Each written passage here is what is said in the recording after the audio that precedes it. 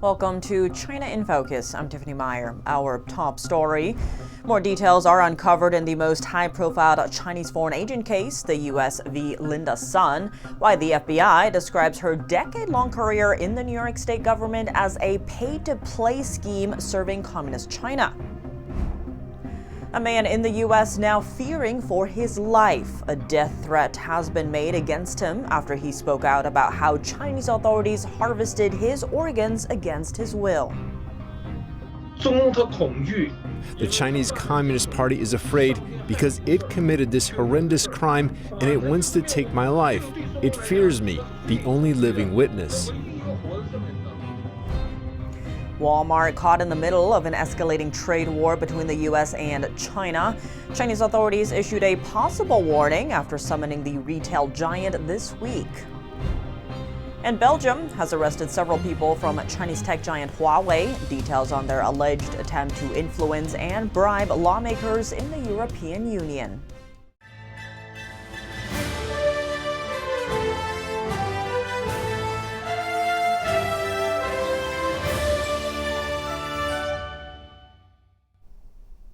Welcome to China in Focus. I'm Tiffany Meyer. Before we dive into today's news, make sure to use the link down below to subscribe to our newsletter.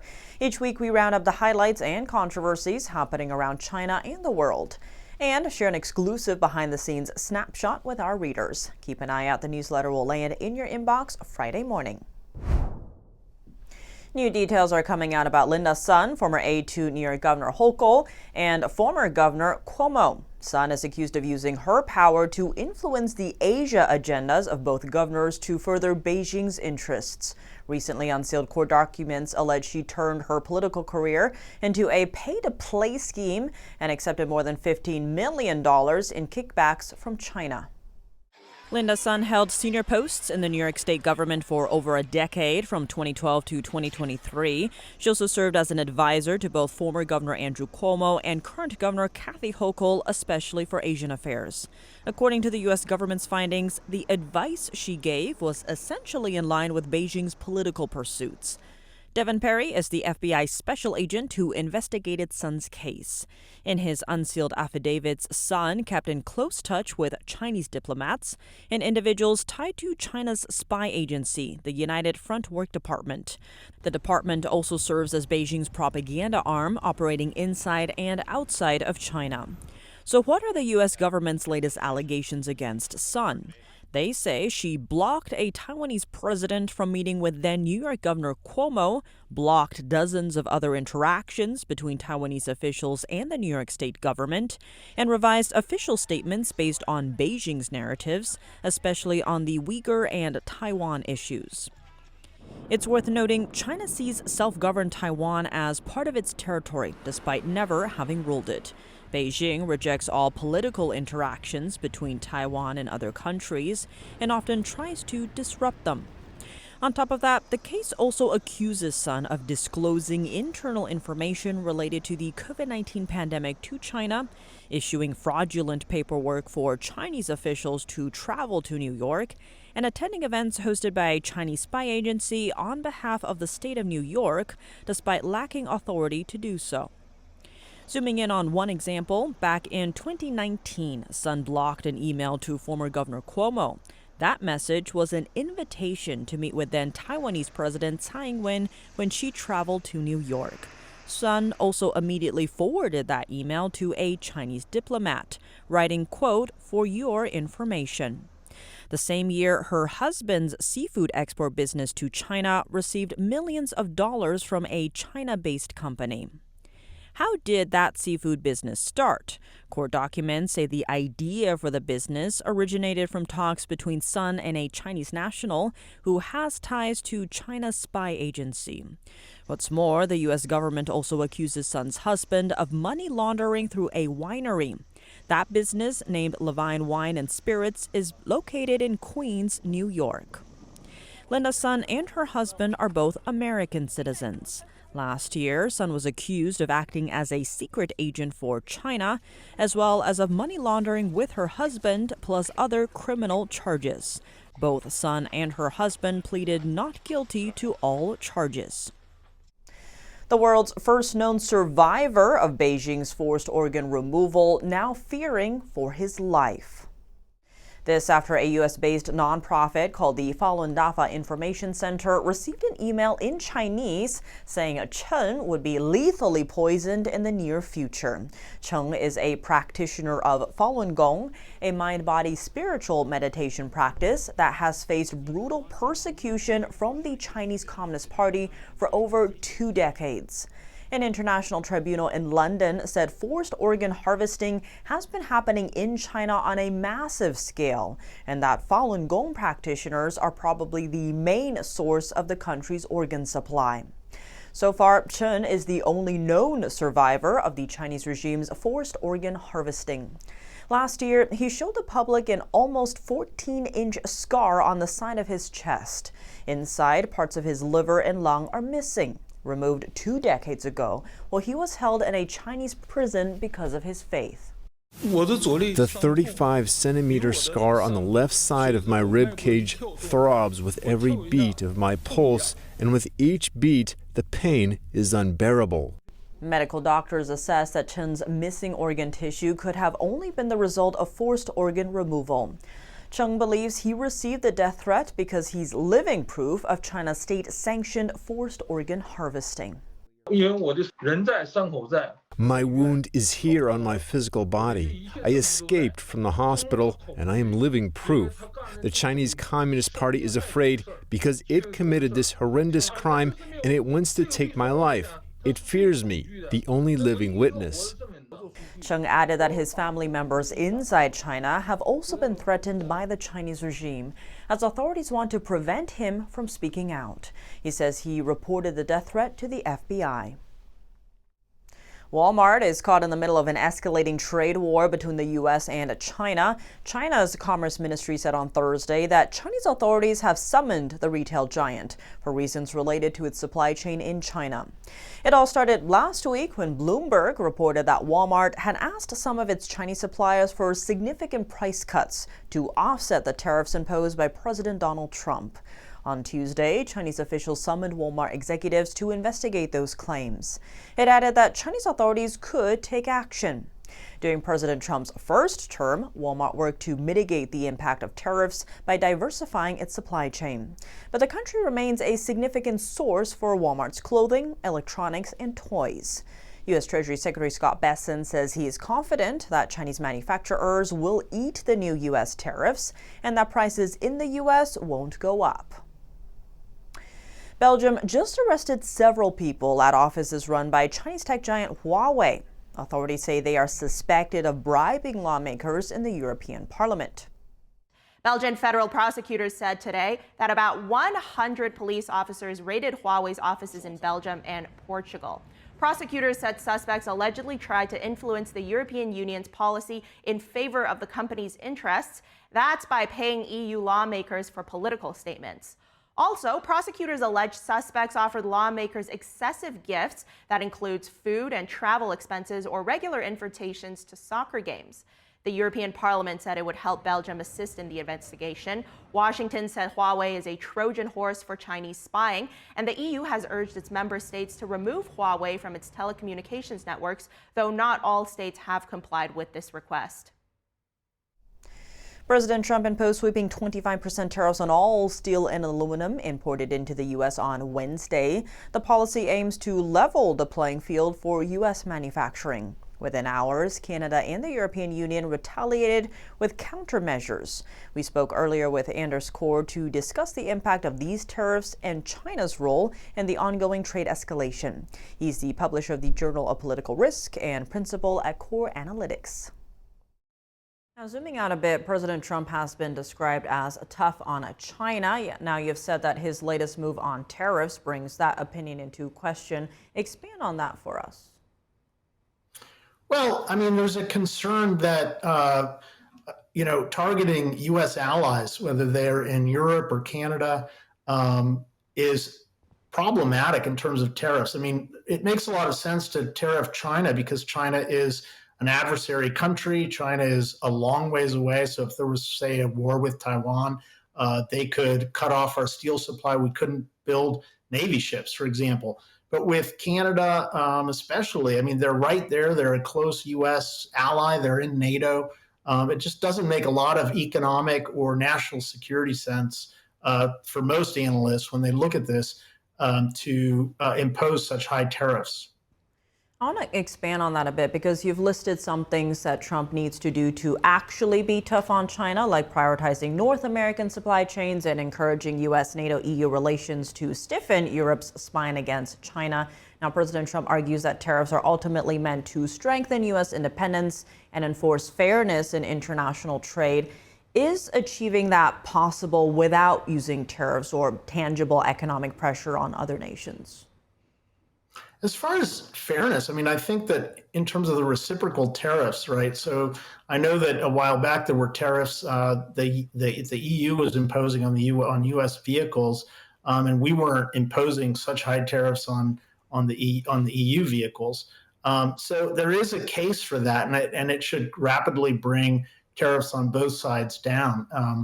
But with these steel tariffs, I just don't see the same kind of big argument in favor of them. I mean, also with so many tariffs being imposed all at once, I think there's a danger of sort of an economic shock to the U.S. economy because so many of the inputs of our industries are based on, foreign goods that flow into them, or in terms of our vehicles, our auto industry.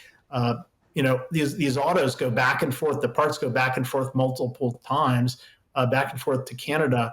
And if you're tariffing them each time, then that whole supply chain is just going to break down and could seize up and freeze, basically.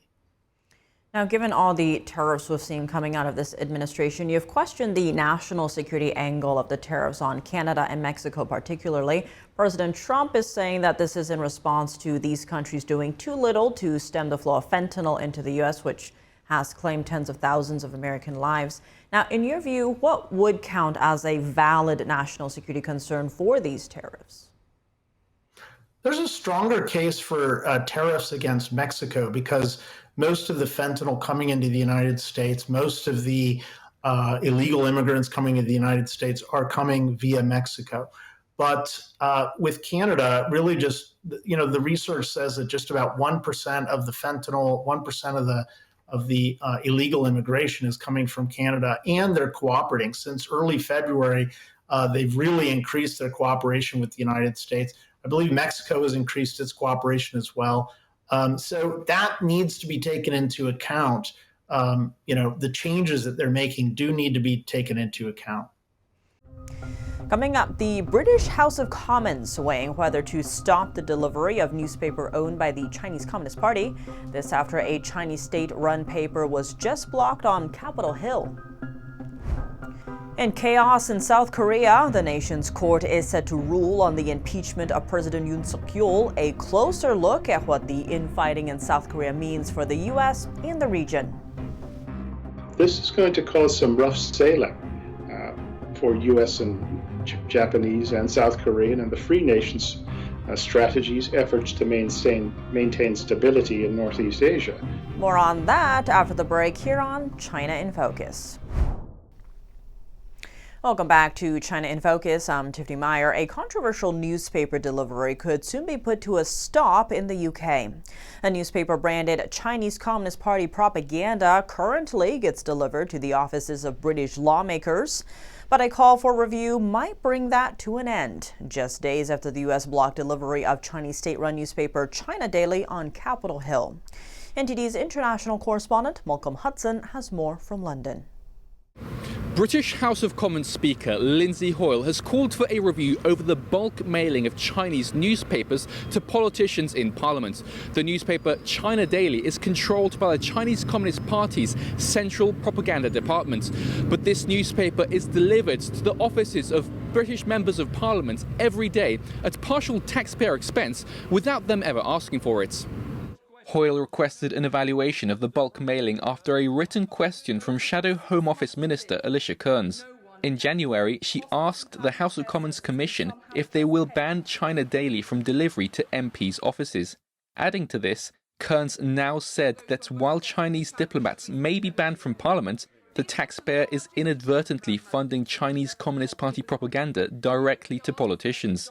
She said China Daily is the only thing that arrives every day without fail, but said the newspaper should be banned as attempted foreign influence. China Daily is one of the several major state mouthpieces controlled by the CCP's Central Propaganda Department. The publication's Chinese website says its English edition, quote, actively publicizes and explains Xi Jinping thought on socialism with Chinese characteristics for a new era, and that it strives to influence public opinion in favor of communist-ruled China. It comes as the Labour Party is seeking a renewed relationship with China. Turning to the same story in the United States, on Tuesday it was announced China Daily will no longer be distributed on Capitol Hill to House offices. Representatives John Moulinar and Brian Steele said they took action to directly block the Chinese Communist Party from spreading its propaganda.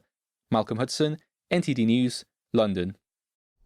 South Korea's constitutional court is set to rule on its president's impeachment in the coming days. What is happening inside the country and how does chaos there impact the U.S.? We tap retired Colonel Grant Newsham for his take. He's the author of When China Attacks and a senior fellow at the Center for Security Policy. Grant Newsham, thank you so much for joining us. Great to have you back on the show. Well, always glad to be here.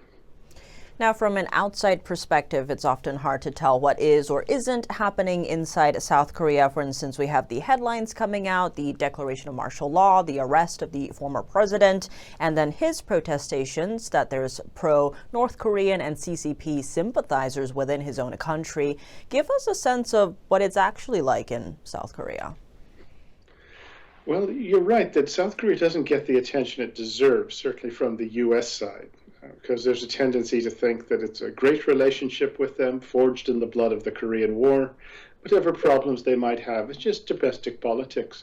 But in actual fact, what you've been seeing over a number of years, a long time actually, is an effort by Korean leftists. And there's a substantial sort of chunk of really hardcore radicals in the what is called the Democratic Party of Korea, the leftist political party. This isn't just sort of limousine liberalism. These are people who genuinely see North Korea, China as the better bet, the Americans as the enemy, actually, that keeps North Korea and South Korea from coming together. And this has always been part of the equation in the South Korean political universe. And it's only since about 2017 that they've really gotten some clout, and particularly by in 2020, getting an overwhelming majority in the National Assembly. And the National Assembly in South Korea has far more power than Congress does in America. So it can pretty much handcuff a president and keep him from doing anything. Can't pass budgets, but he does. If he does have a budget, it gets zeroed out. You can, at least in the most recent case, something like 22 or more of President Yoon and his officials, including Yoon and his officials, have actually been impeached. That's like 2 a month practically since Yoon took over in 2022. So what you're seeing is the efforts by a very hardcore group of radicals on the left side of the South Korean political spectrum to effectively destroy a conservative president and to ultimately establish one-party rule in South Korea aligned with North Korea, China, and even pretty sympathetic to Russia. Given all of that, what does that mean for the region? We're seeing a more aggressive North Korea and, of course, Communist China in the surrounding area. So what does the internal fighting, if you will, of South Korea mean for that region? Well, to put it mildly, it's a distraction for everybody, at least the free countries, who have, been counting on South Korea really as being a bulwark of freedom. That cooperates with the United States, and in recent years with President Yoon, who's the one who was impeached recently again, and who's waiting the outcome of the Constitutional Court's decision as to whether or not he will continue or be forced to step down, or worse. It is obviously a distraction, and it makes it harder to coordinate, to cooperate, and it really gives an in to particularly to Beijing, but also North Korea. So a destabilized South Korea very much is in line with Beijing's objective, Pyongyang's objectives as well. So you can see the trouble. The Chinese would call this entropic warfare, where you just want to break down a society. You're very happy to have it in that state, even if it hasn't formally come over to your side. And one of the great ironies of South Korea is that the majority of citizens, if polls are to be believed, do support the South Korea-U.S. alliance, and a majority even favor the maintaining troops, U.S. troops in South Korea or on the peninsula, if an armistice or for a formal peace treaty is ever reached. So you have, let's say, this hardcore group of radicals trying to move a country where most people probably don't want to go. But this is going to cause some rough sailing for U.S. and Japanese and South Korean and the free nations' strategies, efforts to maintain stability in Northeast Asia. Now, given the focus on Asia from this administration, especially, we saw under the Biden administration the trilateral summit between the U.S., South Korea, and Japan. What would you like to see from this administration in terms of South Korea? Well, what I'd like to see actually is an administration take a serious look at the risk posed by these pro-China, pro-North Korea leftists in the South Korean sort of political world, because this is not just sharp-elbowed politics. I think one could fairly say that this is an effort to dominate and control and just really establish one-party rule in South Korea. And there's millions of South Koreans who don't want this, and they're trying to fight back against these efforts, and they could use some support. Even just a word of support from the administration, from President Trump, would be helpful. Grant Newsham, thank you so much for your time. Well, thanks for having me. That's all for today's China in Focus. I'm Tiffany Meyer. If you have any feedback on the show or have something you'd like to see us cover, send us an email at chinainfocus@ntd.com. We'd love to hear from you. For round-the-clock original news coverage, visit us at ntd.com or download our NTD app. Thanks for watching. See you tomorrow.